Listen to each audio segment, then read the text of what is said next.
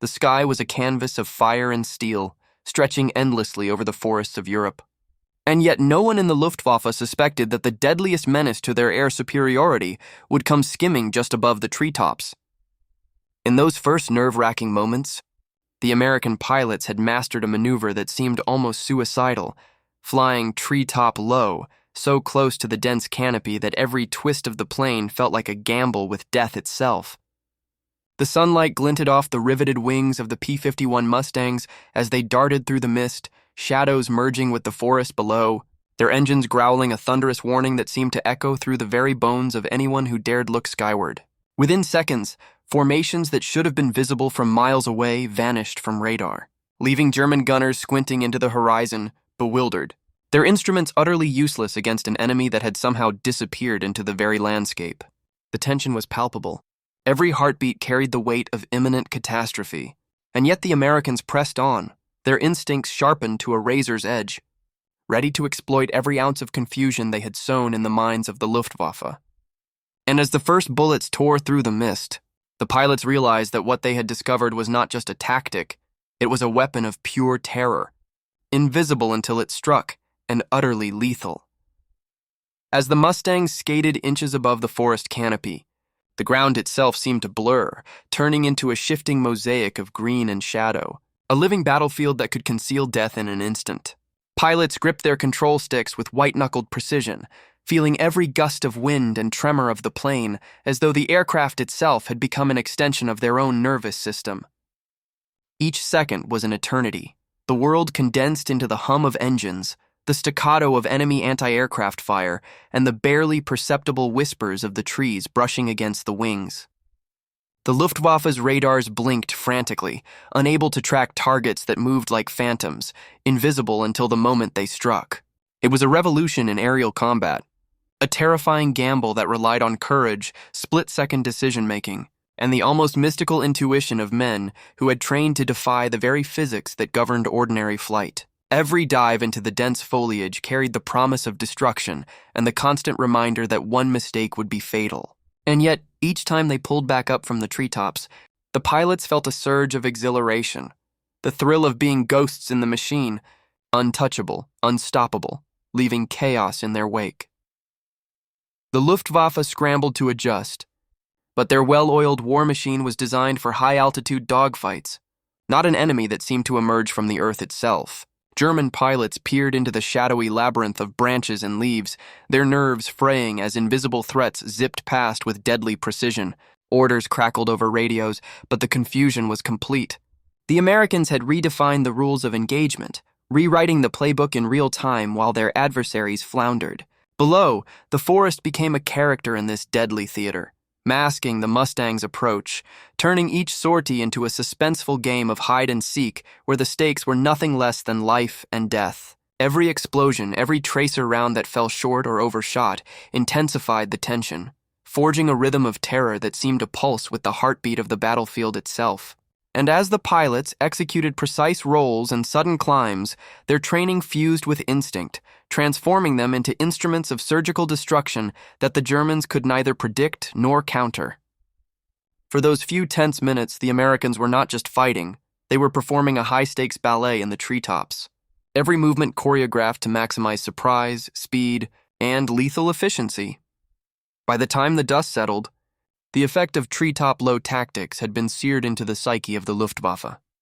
Entire squadrons were left shaking, struggling to comprehend how these daring intruders had materialized from nowhere, struck with precision, and vanished before a coherent response could be mounted. For the American pilots, the adrenaline surge lingered long after they climbed to safer altitudes, hearts still hammering from the razor-edge tension of inches above the forest floor.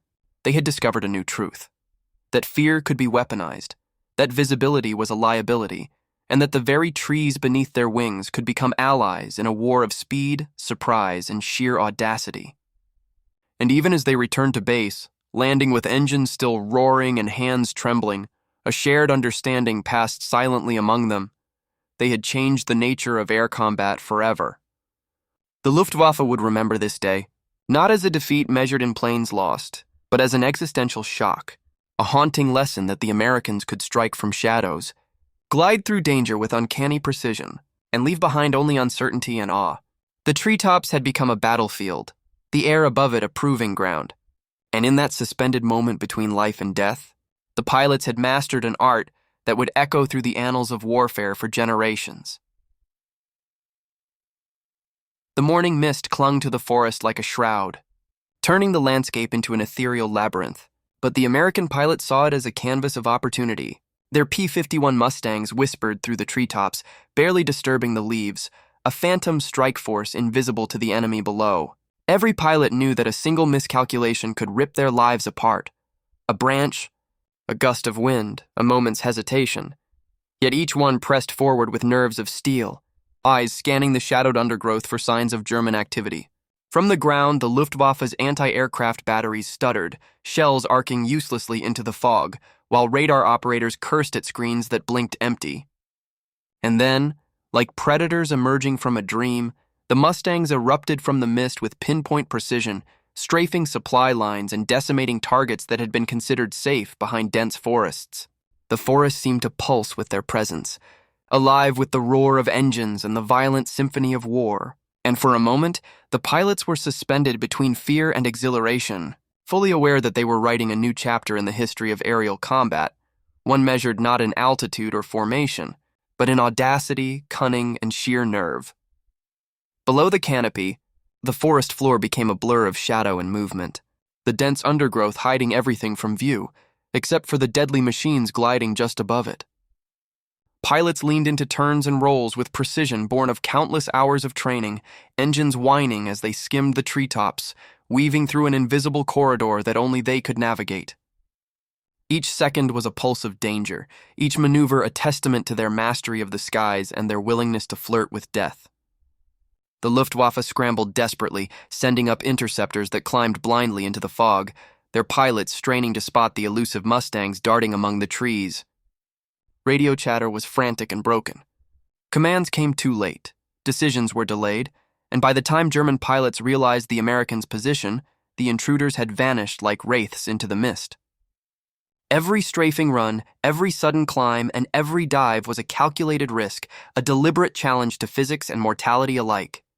And as the pilots streaked through the forest, they felt a strange exhilaration, a terrifying freedom, knowing that their daring had rewritten the rules of engagement and left their enemies grasping at shadows, unprepared for this unprecedented tactic. The psychological impact was as lethal as the physical destruction. Ground troops and anti-aircraft crews alike froze, their eyes following fleeting glimpses of silver wings among the trees, hearts hammering as fear overtook strategy. The Americans had discovered that surprise was the deadliest weapon of all, and the forest had become their silent accomplice, concealing their approach and amplifying the chaos. Pilots whispered to themselves, barely audible over the roar of engines, reminding one another to stay sharp, to anticipate every turbulence, to respect the lethal geometry of the treetops.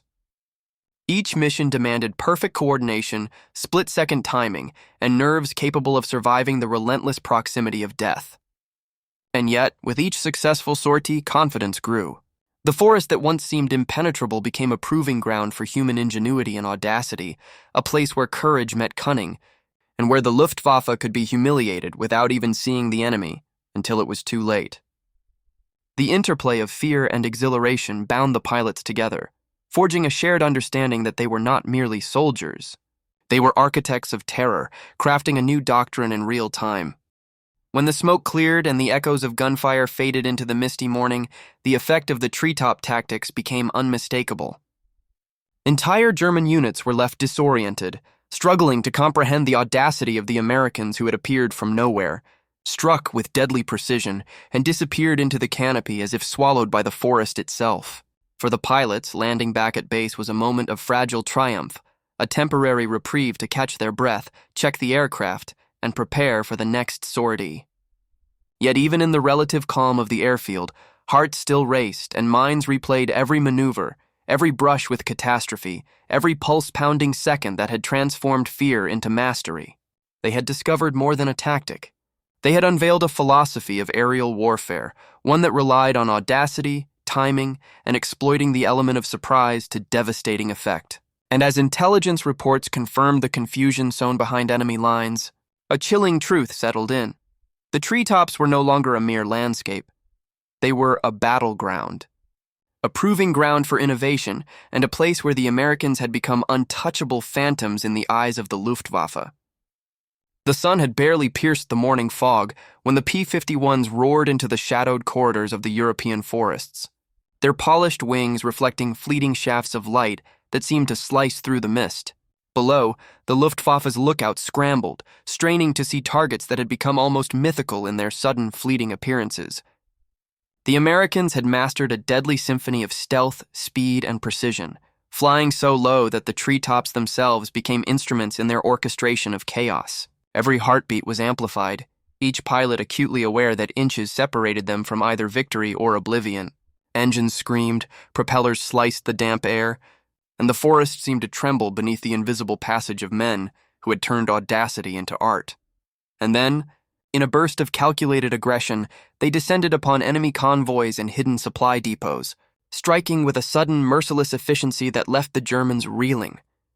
In that moment, the treetop strategy revealed its terrifying elegance. The enemy could never anticipate the strike, and by the time the smoke cleared, the Americans were gone, leaving behind only the whisper of engines and the stunned silence of disbelief. Every maneuver demanded perfection. The pilots skimmed past tree branches that seemed to reach for them like skeletal hands, twisting and banking with razor-sharp precision, engines vibrating with barely contained fury. The forest became an extension of their consciousness, each shadow a potential threat, each clearing a chance for lethal engagement. Ground troops below fired wildly, their tracers stabbing at thin air, but the Americans were already gone, phantoms weaving through a living labyrinth that denied the enemy any chance of interception. Radio chatter was chaotic and fragmented. Luftwaffe pilots exchanged frantic commands, attempting to anticipate an enemy that had learned to live beneath the radar, to disappear within the embrace of the forest, and to strike when least expected. Every dive and roll was calculated to terrorize as much as to destroy, and every strafing run left the enemy questioning whether they were being haunted by ghosts rather than men. Confidence and terror blended into a single pulse that guided every movement of the American pilots, pushing them to the edge of human skill and beyond. The psychological warfare was devastating. Soldiers and airmen alike were paralyzed by the unpredictability of these low-level assaults, caught between the instinct to fight and the fear of the unseen. The Americans had turned the forest into a weapon, exploiting natural cover to maximize surprise and inflict maximum damage with minimal exposure. Pilots whispered curt commands to each other over the roar of engines, their voices tight with focus and anticipation, reminding one another that every second counted, that hesitation could be fatal. Below, German units attempted to regroup, but their movements were clumsy, constrained by rigid protocols designed for conventional aerial engagements at higher altitudes. Each sortie became a ballet of danger and skill, where the line between triumph and catastrophe was measured in inches. And as the Mustangs arced through the low-hanging mist, the pilots felt a mixture of exhilaration and reverence for the deadly harmony they had created, a technique that would haunt the Luftwaffe long after the echoes of engines faded. By the end of the mission, the forest had transformed into a silent graveyard of enemy confidence. Supply lines had been shredded, communications disrupted, and morale decimated by an enemy who had defied the rules of conventional air warfare. For the American pilots, the adrenaline lingered, a reminder of the razor-thin margin between mastery and disaster. They had discovered more than a tactic. They had pioneered a philosophy that combined audacity, ingenuity, and perfect timing, proving that the sky was no longer a simple arena of altitude and speed, but a domain where cunning and courage reigned supreme. And as they returned to base, engines echoing across the landscape, a quiet understanding settled over the squadron. The treetops were no longer a mere landscape, but a battlefield where legends were forged in the blink of an eye, and where those who dared could turn fear into a weapon more lethal than any machine gun or cannon. The Luftwaffe would remember this day, not for the planes lost, but for the terrifying new reality of war waged beneath the treetops, where every shadow could conceal death and every flight demanded absolute mastery. The dawn broke over the European forests, casting long, trembling shadows between the trunks. But the American Mustangs didn't rise into the light. They vanished into it, riding the treetops with deadly precision. Every pilot knew that the slightest lapse in concentration could be fatal. Yet each one moved with a fearless determination, engines snarling as they carved invisible corridors through the mist and foliage. Below, the Luftwaffe's eyes strained, trying to pierce the fog to predict the impossible, but the Americans had become phantoms, weaving a pattern of terror that defied logic. Every strafing run against hidden encampments, every sudden burst of gunfire left a trail of chaos and disbelief, forcing German commanders to rethink everything they thought they knew about aerial combat. And when the Mustangs peeled away, the treetops seemed to sigh in the wake of their passage, a fleeting reminder that in these shadows, fear could be crafted into a weapon as precise as any bullet or bomb. Every second spent skimming the treetops was a delicate negotiation with death. Pilots leaned into each turn and roll, their P-51s shivering under the stress of near-impossible maneuvers. The forest became a living entity, brushing against wings, demanding respect, punishing mistakes, yet offering concealment for those skilled enough to navigate it. Below, German anti-aircraft crews fired blindly, their rounds whistling harmlessly past, while radio chatter erupted with frantic attempts to coordinate a counterattack that seemed perpetually one step behind. Each sortie was a test of nerves and precision. A single error could send a plane spiraling into the canopy, yet the pilots pressed forward with a confidence born of meticulous training and sheer audacity. They were acrobats of war, threading the needle between life and annihilation, turning what seemed a suicidal tactic into a weapon of unparalleled psychological and tactical power. The psychological impact on the enemy was staggering. German units found themselves paralyzed, unsure where the next strike would come from, caught between the instinct to flee and the need to fight. Every forest clearing could conceal an approaching Mustang, every rustle of leaves a potential prelude to destruction. The Americans had turned invisibility into an art form, exploiting natural cover to confound, disorient, and terrorize.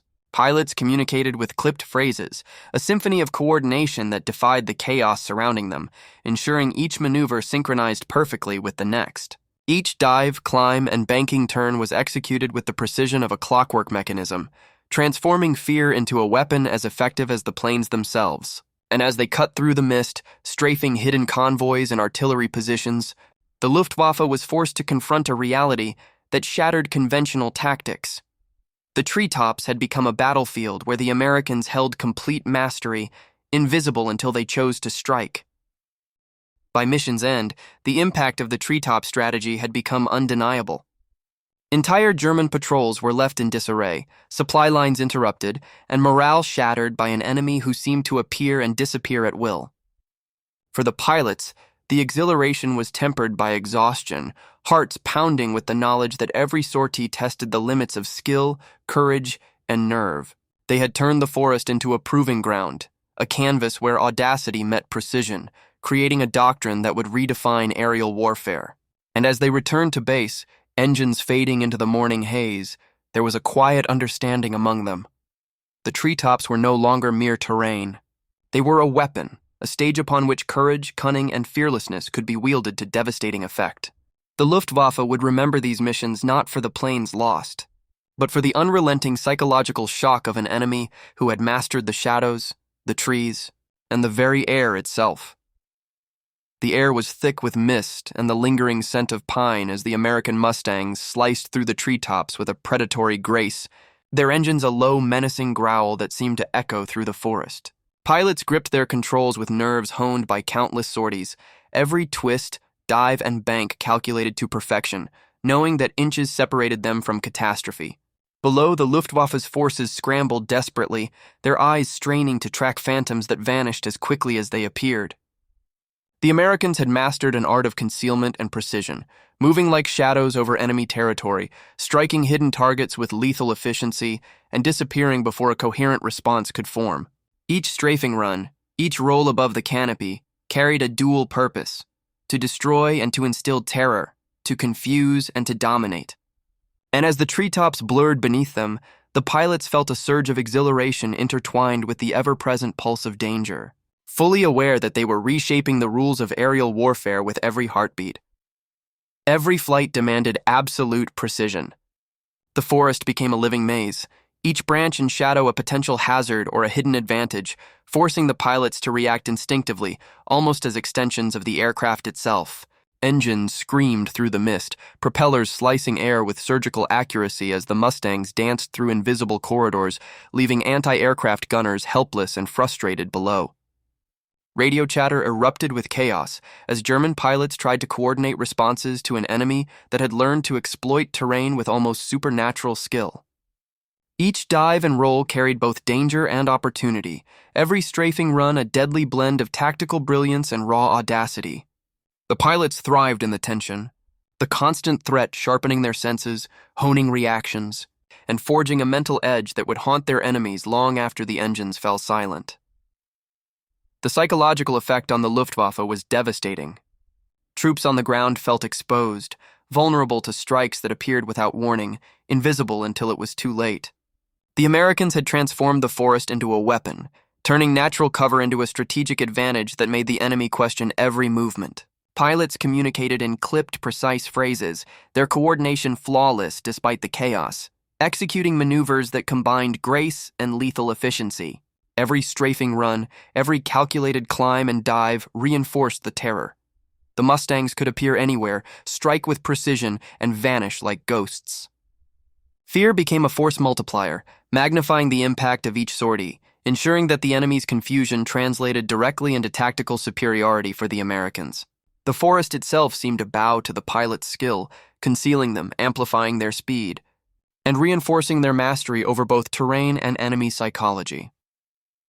By the end of each mission, the treetops had become more than a landscape. They were a proving ground, a battlefield, and a tool of psychological warfare all at once. German units were left shaken, supply lines disrupted, and morale decimated by a tactic they could neither predict nor counter. For the pilots, landing back at base brought a temporary reprieve, but the exhilaration and tension lingered, a constant reminder of the razor-thin line between success and disaster. They had discovered more than a tactical maneuver. They had pioneered a doctrine, a philosophy of war that combined audacity, skill, and fear as a weapon. And as engines cooled and crews began post-mission checks, there was a silent acknowledgement among them. The forest was no longer a passive backdrop, but an active ally, a shadowed battlefield where mastery, courage, and cunning could dictate the outcome of every engagement. The Luftwaffe would remember these incursions not merely for their destruction, but for the terror of an invisible enemy who had turned the treetops into their dominion. The sky above the forest burned with the first rays of morning light, yet the Americans moved not above it but through it, weaving between towering trees with the deadly precision of hunters stalking unseen prey. Every pilot knew the risk. A single miscalculation could end a life in an instant. Yet each P-51 Mustang became an extension of its pilot, every roll, dive, and climb a heartbeat in a rhythm of calculated terror. Below, the Luftwaffe struggled to comprehend what they were witnessing, an enemy that seemed to materialize from the very fabric of the forest, strike with surgical efficiency, and vanish before retaliation was possible. Every strafing run, every calculated roll over treetops was a display of audacity and mastery, a lesson in fear engineered by skill, courage, and relentless precision. The forest itself became an ally, its shadows and branches concealing movement, amplifying surprise, and transforming every mission into a psychological and tactical masterpiece. In those moments, the pilots were more than soldiers. They were legends in motion, rewriting the rules of warfare with every heartbeat, leaving the Luftwaffe grasping at a nightmare they could neither predict nor escape. As engines roared and the forest blurred beneath them, each maneuver became a calculated gamble, inches separating life from death. Pilots communicated with terse, efficient phrases over the roar of the wind, coordinating dives, strafing runs, and evasive rolls with precision that defied the chaos below. Anti-aircraft fire erupted uselessly from German positions, tracers cutting through fog and foliage only to meet empty air. Each sortie was a demonstration of human skill amplified by innovation, a deadly choreography where fear was both a weapon and a shield. The treetops, once considered a barrier, became a stage for dominance, allowing the Americans to strike with impunity, demoralizing and disorienting the enemy simultaneously. Every successful mission reinforced the terrifying reality. The Luftwaffe's confidence could be shattered, their responses rendered obsolete, and the treetops had become an arena where audacity, strategy, and sheer nerve dictated victory. The psychological impact was devastating and enduring. Ground forces trembled as shadows flickered across the canopy, unable to anticipate where the next attack would land. Commanders struggled to issue orders that could reach the elusive Mustangs, only to find their strategies crumbling under the weight of unpredictability and fear.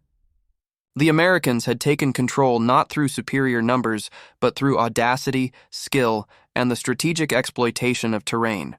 Pilots relied on instinct honed through hours of intense training, navigating a perilous labyrinth of trees while simultaneously coordinating attacks that struck with surgical efficiency. Each dive, each sudden burst of gunfire was a lesson in terror, and each successful maneuver reinforced a doctrine that would haunt the Luftwaffe for the remainder of the conflict. The forest itself seemed complicit, embracing the pilots, masking their approach, and amplifying the lethality of every calculated strike. As the final sorties of the day concluded, a hush fell over the battlefield, a silence heavy with awe, fear, and respect. The Americans returned to base, engines cooling but hearts still racing from the razor-edge tension of inches above the treetops. They had transformed the forest into a weapon, mastered a tactic that combined audacity, precision, and psychological warfare, and left an indelible mark on the enemy's morale. The Luftwaffe would remember these missions not simply for the planes lost, but for the terror of a foe who could vanish into the shadows, strike without warning, and dominate a battlefield hidden from sight. In that suspended moment between life and death, the pilots had created a legacy, a doctrine of audacity and mastery that would echo through history. And as they stepped from their Mustangs, hands trembling, eyes burning with adrenaline, they carried with them the unspoken truth. The treetops were no longer merely scenery. They were the crucible of warfare, a domain where courage, cunning, and fearlessness defined supremacy, and where the Americans had proven themselves untouchable phantoms of the sky. The forest stretched endlessly beneath the Mustangs, a green labyrinth of shadow and mist, and yet the American pilots moved through it like predators born to the hunt. Each sortie was a laboratory of improvisation, where instinct and innovation collided in a dance of life and death. Pilots twisted and banked with razor-sharp precision, constantly adjusting their approach as treetops shifted and wind currents threatened to betray them. Every mission revealed new possibilities: sudden dives between trees to evade enemy fire, rolling maneuvers that turned the forest into a shield, and strafing runs timed to strike with surgical accuracy. The Luftwaffe scrambled in confusion, unable to comprehend how a force so small could dominate terrain that had always been considered a barrier. And yet, the Americans pressed on, their audacity redefining tactics in real time, leaving a trail of chaos and fear that would become the blueprint for future low-level aerial warfare. Every heartbeat was a calculation, every maneuver a lesson, and the forest itself seemed to pulse in rhythm with the deadly precision of their flight. Every flight became a crucible of human ingenuity and courage. Pilots relied on split-second decision-making, adjusting their paths as the forest revealed new obstacles and opportunities. Engines roared in defiance of gravity, wings slicing through mist and shadow, as the Americans turned natural terrain into both ally and weapon. Below, German units fired blindly, but the Mustangs had mastered a choreography that defied prediction, disappearing from sight before any meaningful retaliation could be mounted. Each sortie expanded the tactical playbook, demonstrating that audacity, precision, and innovation could outweigh numbers or traditional doctrine. And in that tension, fear became a tool, not just for the enemy, but a focused energy that sharpened every instinct, every calculation, every daring maneuver. The Luftwaffe's response grew increasingly frantic. Commanders issued impossible orders, pilots strained to anticipate attacks that seemed to materialize from nowhere, and every countermeasure fell short. The Americans exploited the terrain with uncanny skill, weaving through trees, skimming branches, and striking with pinpoint timing. Radio chatter crackled with desperation as German formations failed to anticipate even the most basic movements, leaving them scattered and disoriented. On the other hand, American pilots thrived in the chaos, each success reinforcing a doctrine built not on brute force but on cleverness, audacity, and the intimate understanding of the forest as a weaponized battlefield. Every sortie became a study in human skill amplified by fearlessness, where mastery of the aircraft and the environment turned survival into art. By the end of the day, the cumulative effect of these missions was undeniable. The Americans had reshaped the rules of engagement, proving that low-level attacks could dominate both air and ground operations simultaneously. German morale cracked under the weight of unpredictability and terror, while the Americans celebrated another day of audacious success. For the pilots, each landing was a brief pause, a moment to catch their breath before diving back into the treetops that had become their proving ground. They had turned fear into a weapon, precision into a shield, and innovation into an unstoppable force. And as they debriefed, engines still cooling, the unspoken truth hung in the air. The forest was no longer passive scenery. It was a battlefield they had mastered, and their enemies would never forget the terror of their invisible strikes. The forest below seemed alive, a sprawling labyrinth of green and shadow, yet for the pilots, it was a stage for courage tested to its absolute limit. Every P-51 Mustang became an extension of its pilot's mind and body, responding to instinct, training, and an almost primal sense of survival. Inches separated life from oblivion. One miscalculation could mean collision with the treetops or an enemy bullet finding its mark.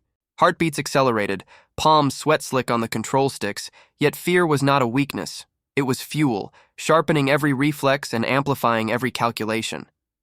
Each pilot moved with the poise of someone who had learned to dance on the edge of death, understanding that the forest was both adversary and ally, capable of concealing threats while offering moments of tactical advantage. The Luftwaffe below remained oblivious to the full measure of human will driving these maneuvers, seeing only the flashes of silver wings and the echoes of gunfire, unable to comprehend the mental fortitude required to survive and dominate in such peril. Every mission tested not just skill, but nerve. Pilots felt the relentless pressure of inches separating them from catastrophe, the brush of treetops, the sudden wind shear, and the threat of enemy fire. Yet each danger became an opportunity to sharpen reflexes and reinforce trust in both machine and comrade. Radio chatter was minimal. Words were precise, clipped, a lifeline connecting men navigating near impossible terrain. Adrenaline coursed through their veins, a constant reminder that hesitation could be fatal, but focus and courage could turn fear into mastery. They learned to read the forest like a living map, anticipating subtle shifts in terrain and wind, moving through corridors invisible to any observer, transforming anxiety into a weapon as powerful as their cannons. The psychological strain was immense. Hours of near-constant vigilance, the roar of engines, and the constant threat of death could crush even the most disciplined mind. Yet within this pressure, camaraderie became the lifeline, the silent bond between pilots who understood that every second demanded absolute trust. Their eyes scanned every shadow, their ears tuned to every shift in engine pitch, every rustle of foliage, every hint of enemy movement. Fear was omnipresent, but so was exhilaration, a duality that heightened every maneuver and imbued every successful strike with a sense of triumph that only those who had stared death in the eye could comprehend. The forest was both teacher and adversary, forcing split-second decisions and reinforcing the unspoken truth that mastery of mind, aircraft, and environment was inseparable from survival. By the end of each mission, the forest had etched its lessons into the minds of the pilots. Hearts still racing, they returned to base with an awareness that every flight had tested the limits of human courage, skill, and psychological endurance. They had faced death in its most intimate form, inches above treetops, surrounded by fog and shadow, pursued by unseen enemies, and emerged not just unscathed, but victorious. Each sortie reinforced a doctrine of fear harnessed, precision amplified, and courage transformed into action. And as engines cooled and the adrenaline ebbed, a silent understanding passed among the pilots. They had become not merely soldiers, but living instruments of terror and mastery, capable of turning fear into a weapon, the forest into an ally, and the skies into a domain where their will alone dictated supremacy.